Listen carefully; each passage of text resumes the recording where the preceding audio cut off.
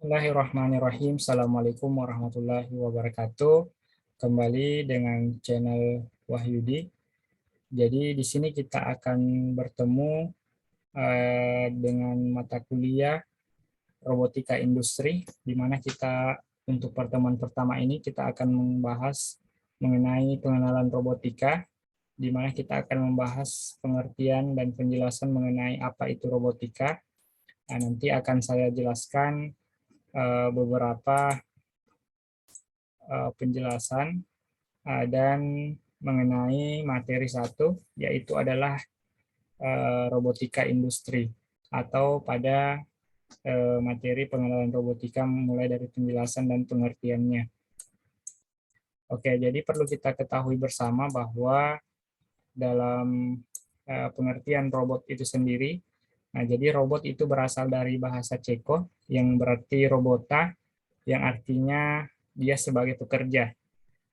Jadi pada dasarnya di mana robot itu dibuat untuk mendukung dan membantu pekerjaan manusia. Nah, jadi di sini kita tahu bahwa dasar dari pembuatan sebuah robot itu adalah untuk mendukung dan membantu pekerjaan manusia. Jadi ini biasa dilakukan pada pekerjaan-pekerjaan berat yang dibuat oleh manusia. Jadi sehingga robot ini digunakan atau dibuat untuk nantinya membantu pekerjaan manusia. Nah, contohnya itu pada bidang industri sendiri. Nah, jadi banyak penggunaan robot itu pada bidang industri, dan robot itu dapat meningkatkan hasil produksi industri tersebut. Nah, jadi dari bantuan robot itu industri atau hasil produksi industri itu bisa meningkat. Nah, jadi ada beberapa klasifikasi dari robot itu sendiri. Nah, jadi robot ada beberapa jenis berdasarkan klasifikasinya. Itu ada robot non-mobile robot. Artinya robot tersebut tidak memiliki roda untuk berpindah tempat, tetapi hanya robot ini menyerupai salah satu bentuk bagian tubuh manusia, yaitu pada bagian lengan manusia. Nah, jadi nanti robot ini berfungsi untuk yang ada pada bagian tangan manusia. Misalkan dia berfungsi untuk memindahkan barang, jadi ini adalah robot manipulator atau non-mobile robot. Nah, ini adalah 3 contoh jenis atau bentuk yang biasanya banyak digunakan di industri, misalkan pada pengerjaan-pengerjaan tertentu. Nah, yang kedua adalah mobile robot. Nah, dari namanya sendiri kita bisa lihat bentuk robotnya. Robotnya memiliki roda dan beberapa sensor dan controller di dalamnya. Nah, jadi ini robot ini banyak juga digunakan. Jadi jenis robot berdasarkan klasifikasinya, nah juga itu kita sebut robot mobile, ya. Nah, next ini adalah gabungan mobile robot dan non mobile. Jadi dari 2 klasifikasi di atas ada gabungan dari mobile robot dan non mobile. Nah, yang nantinya biasanya robot ini digunakan di beberapa tempat yang membutuhkan kombinasi dari kedua robot tersebut. Oke, baik. Jadi selanjutnya ada mobile atau humanoid robot, atau robot yang hampir seluruh yang ada pada tubuh manusia itu ditiru oleh robot ini, yaitu adalah robot humanoid, mulai dari kepala, 2 tangan, dan badan, dan 2 kaki. Nah, itu semuanya ditiru oleh dari bagian tubuh manusia. Ini adalah jenis robot humanoid. Nah, ini adalah penjelasan mengenai gambar yang tadi. Jadi perlu kita ketahui bersama bahwa untuk robot non-mobile itu tidak dapat berpindah posisi dari satu tempat ke tempat lainnya, sehingga robot tersebut hanya dapat menggerakkan beberapa bagian dari tubuhnya dengan fungsi tertentu yang telah dirancang. Nah, jadi contoh nyata dari robot ini itu adalah robot manipulator berlengan. Nah, jadi ini adalah robot yang posisinya sudah dirancang dan memang betul-betul dia hanya mampu memindahkan benda sesuai dengan titik-titik tertentu yang telah kita tentukan atau posisinya yang telah diprogram. Nah, ini adalah salah satu bentuk contohnya, mulai dari robot yang bisa memasak, robot yang melakukan pengerjaan bodi pada mobil, dan robot yang sedang melakukan operasi. Nah, jadi pada pengaplikasiannya, bentuk-bentuk robot ini adalah jenis robot non-mobile. Untuk penjelasan dari mobile robot sendiri, jadi mobile robot ini dapat diartikan bergerak, sehingga robot ini dapat memindahkan dirinya dari satu tempat ke tempat lain. Jadi dari segi manfaat sendiri, itu robot ini diharapkan dapat membantu manusia dalam melakukan otomasi dan dalam transportasi, platform bergerak untuk robot industri, eksplorasi tanpa awak. Jadi ini robot ini diharapkan nantinya beberapa peralatan industri itu bisa bergerak secara otomatis tanpa adanya awak yang berada di dalam robot tersebut.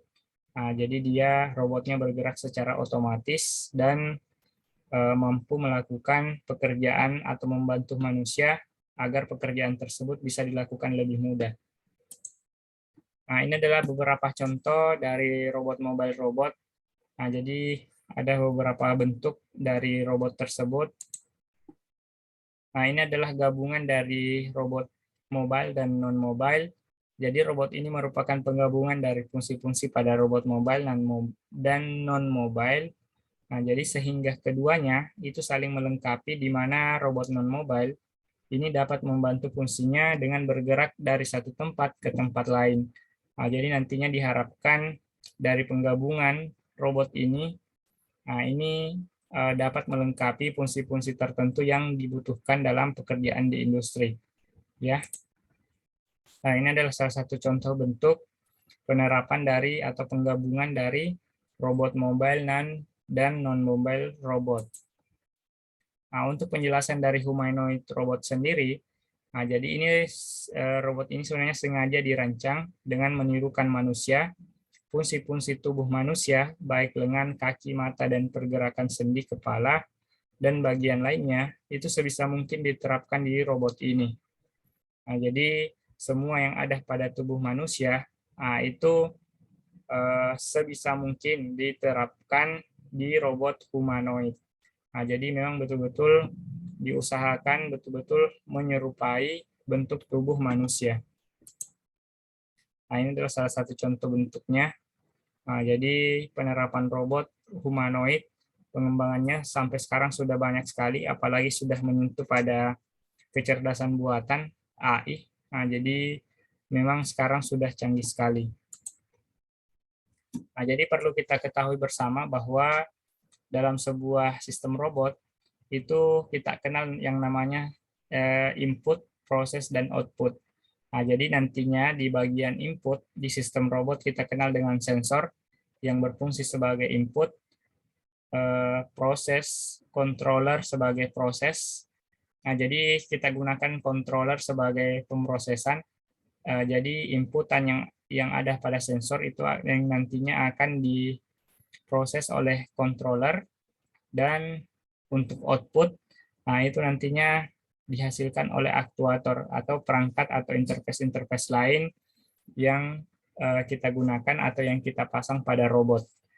Jadi misalkan robotnya adalah robot mobile, nantinya pada sensor robot, salah satu contohnya misalkan pada robot pengikut dinding atau wall follower, itu nantinya kita bisa gunakan sensor ultrasonic sebagai inputannya, kontrolernya bisa kita gunakan Arduino.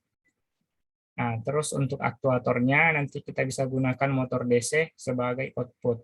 Jadi ini adalah sistem robot secara lengkap atau secara singkat saja, tetapi ini adalah dasar yang paling awal yang mesti anak-anakku sekalian ketahui. Jadi untuk sensor robot yang saya jelaskan tadi, dia sebagai input, itu merupakan sebuah perangkat atau komponen yang bertugas nantinya mendeteksi hasil gerakan atau fenomena lingkungan yang diperlukan oleh sistem controller. Nah, jadi nantinya fenomena lingkungan atau hasil gerakan yang diperlukan oleh sistem controller itu akan dideteksi oleh sensor. Nah, jadi dapat dibuat dari sistem yang paling sederhana seperti sensor on-off. Nah, bisa kita menggunakan limit switch. Nah, jadi limit switch ini fungsinya dia sebagai on-off. Apabila ada sesuatu yang menyentuh, maka limit switch-nya akan tertekan dan akan mengirim data ke microcontroller. Ada sistem analog, ada sistem bus paralel, sistem bus serial, hingga sistem mata kamera. Nah, jadi kita bisa gunakan juga kamera sebagai inputan sensornya.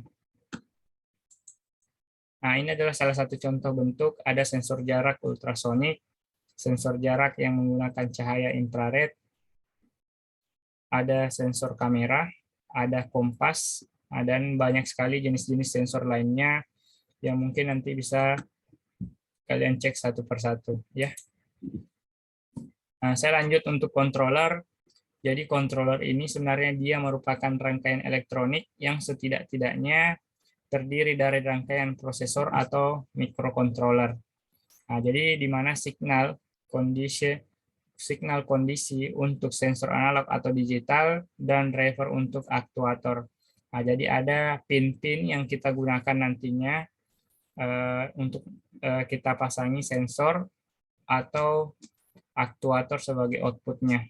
Nah, jadi bila diperlukan juga dapat dilengkapi dengan sistem monitor sebagai seperti 7 segmen, LCD, atau CRC. Jadi nantinya kita akan apabila dibutuhkan itu kita bisa menggunakan 7 segmen atau LCD, bahkan kita bisa menggunakan LED sebagai output tambahan agar kita bisa memonitor hasil dari inputan sensor yang dikeluarkan. Nah, jadi kita bisa lihat apakah sensor sudah berfungsi dengan baik dengan melihat output atau sistem monitor yang ada pada interface yang kita pasang. Nah, jadi adalah beberapa contoh controller yang mungkin sudah tidak banyak digunakan karena sekarang sudah mulai beralih ke microcontroller yang lebih kompleks dan lebih sederhana, tetapi banyak fungsinya sangat besar. Nah, itu adalah Arduino ya. Bisa menggunakan STM32, Raspberry, dan beberapa controller lainnya. Oke, saya lanjut untuk aktuator sebagai output. Nah, ini adalah merupakan perangkat elektromekanik yang dimana menghasilkan daya gerakan dapat dibuat dari sistem motor listrik, baik berupa motor DC servo, motor DC stepper, torsi motor, solenoid, dan lain-lain. Nah, jadi sistem pneumatik atau perangkat kompresi berbasis udara atau gas nitrogen dan perangkat hidrolik berbasis bahan cair seperti oli. Nah, jadi nantinya aktuator-aktuator atau output-output ini kita bisa hubungkan ke microcontroller sebagai output atau hasil dari inputan yang diterima dari sensor. Nah, ini adalah salah satu contoh bentuk beberapa output yang paling sering digunakan. Ada relay, ada motor DC, bisa berupa motor AC, ada solenoid valve, ada voice coil aktuator, ada pneumatik, ada hidrolik, dan beberapa perangkat lainnya. Nah, untuk robot paling sederhana yang bisa kita gunakan atau bisa kita melakukan uji coba, bisa kita menggunakan robot line follower ya. Nah, jadi di bagian robot line follower yang di awal untuk sistem robot secara sederhana itu ada sensor sebagai input di mana bisa kita menggunakan biasanya komponen utama yang ada pada sensor itu adalah ada infrared, ada sensor cahaya. Nah, jadi ini adalah beberapa komponen dasar yang biasanya digunakan sebagai inputan atau sensor untuk membaca garis, ya.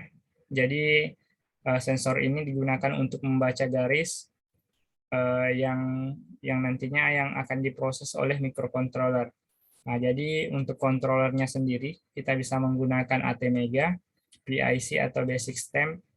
Nah, untuk ATmega sendiri sudah banyak sekarang, pengembangannya juga sangat pesat dan di pasaran sangat mudah didapatkan.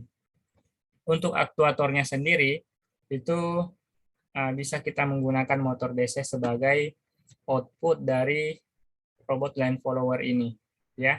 Nah, jadi untuk membuat satu robot line follower, nah itu hanya kita membutuhkan 3 perangkat utama, mulai dari sensor, controller, dan aktuatornya, ya. Nanti untuk mekanik atau bentuk robotnya bisa kita sesuaikan dengan kebutuhan dan sesuai dengan jalur yang akan kita buat atau yang akan kita buat untuk melewati robot, sehingga memang betul-betul akurasi dan robot itu bisa bekerja sesuai dengan kebutuhan kita. Oke, baik. Jadi untuk tugas nantinya bisa kalian kerjakan, kalian buat sebuah presentasi untuk awal, di mana kalian membuat klasifikasi robot, aplikasi robot, sejarah robot, dan definisi dan terminologinya, sistem kontrol dan mekanik robot, sensor dan aktuatornya, mobile robot, manipulator robot. Ya, ini bisa jadi bahan acuan untuk pembuatan presentasinya. Oke, baik. Mungkin kita cukupkan dulu materi kita mengenai pengenalan robot. Nanti akan saya bahas lagi lebih lanjut seperti apa perkembangan robot sampai saat ini dan berdasarkan klasifikasi dan bentuk-bentuk lainnya.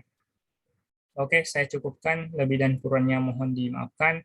Wabillahi taufiq wal hidayah. Assalamualaikum warahmatullahi wabarakatuh.